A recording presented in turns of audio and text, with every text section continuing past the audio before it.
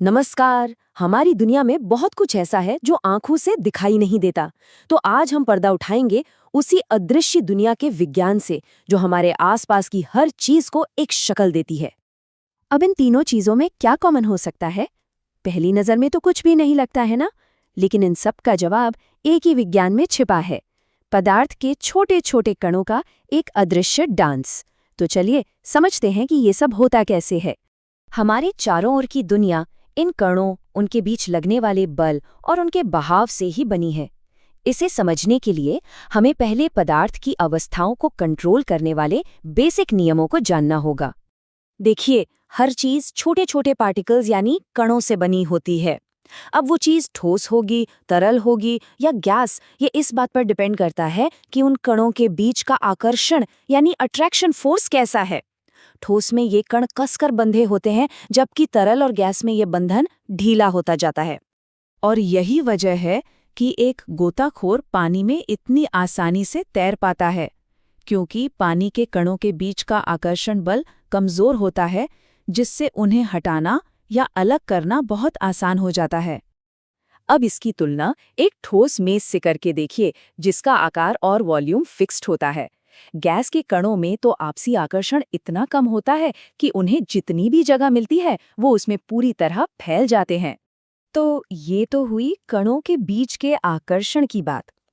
लेकिन सोचिए, क्या होता है जब हम इस सिस्टम में बाहर से एनर्जी जैसे कि गर्मी डालते हैं? असल में पदार्थ का हर कण लगातार हिलता डुलता रहता है, और इसी मूवमेंट, इसी गति को हम कहते हैं काइनेटिक एनर्जी या गतिज ऊर्जा। यहाँ एक बहुत ही सिंपल सा रूल है, तापमान जितना ज्यादा होगा इन कणों की काइनेटिक एनर्जी भी उतनी ही ज्यादा होगी। मतलब गर्मी मिलने पर कण और तेजी से मूव करने लगते हैं। लेकिन यहाँ एक मजेदार बात है, अगर तापमान एक ही हो, मान लीजिए 100 डिग्री सेल्सियस, तब भी गैस यानी भाप के कणों में पानी के कणों से ज्यादा एनर्जी होती है। और इसकी वजह है एक छिपी हुई गर्मी, जिसे कहते हैं लेटेंट हीट ऑफ वेपराइजेशन या वाष्पीकरण की गुप्त ऊष्मा। यही वो एक्स्ट्रा एनर्जी है जिसकी वजह से 100 डिग्री की भाप 100 डिग्री के पानी से ज्यादा खतरनाक जलन पैदा कर सकती है। और पता है, यही छिपी हुई गर्मी एक और कमाल की चीज के पीछे का राज है, इवेपोरेशन यानी वाष्पीकरण, जो कुदरत के सबसे बेहतरीन कूलिंग सिस्टम में से एक है। तो ये होता कैसे है? बहुत सिंपल है। देखिए, किसी भी सतह पर मौजूद लिक्विड के कण अपने आसपास से गर्मी यानी एनर्जी सोखते हैं। इसी एनर्जी को हम लेटेंट हीट कहते हैं। जब काफी एनर्जी जमा हो जाती है तो ये कण गैस बनकर उड़ जाते हैं और अपने पीछे एक ठंडी सतह छोड़ जाते हैं। और हम इस प्रिंसिपल का इस्तेमाल अपनी रोजमर्रा की जिंदगी में खूब करते हैं। चाहे वो मिट्टी के घड़े से रिसकर पानी का ठंडा होना हो या गर्मियों में सूती कपड़ों का पसीना सोख कर हमें ठंडक देना, सब इसी का कमाल है। अब तरल को गैस में बदलने की बात हो ही रही है, तो चलिए पानी उबालने से जुड़ी एक आम धारणा को थोड़ा चैलेंज करते हैं। क्या पानी हमेशा 100 डिग्री सेल्सियस पर ही उबलता है? ज्यादातर लोगों को यही लगता है, लेकिन जवाब थोड़ा चौंकाने वाला हो सकता है। दरअसल पानी का उबलना सिर्फ तापमान पर नहीं, बल्कि हवा के दबाव यानी एटमॉस्फेरिक प्रेशर पर भी निर्भर करता है।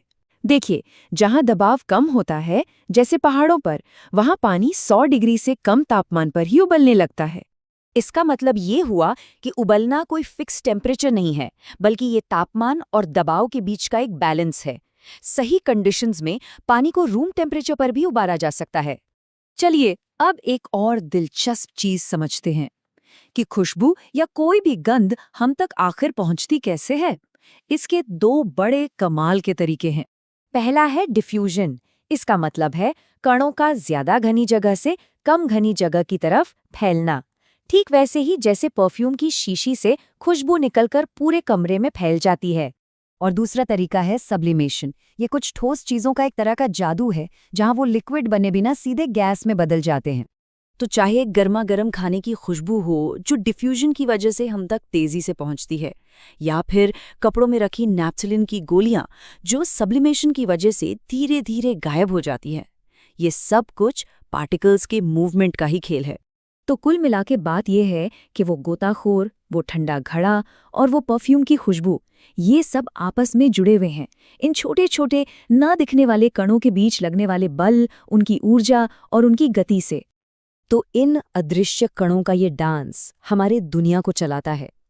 अब सोचने वाली बात यह है कि हमारे आसपास ऐसे और कितने रहस्य हैं जिनके जवाब इसी अदृश्य दुनिया में छिपे हुए हैं। आज की हमारी इस पड़ताल में बस इतना ही। जुड़ने के लिए शुक्रिया।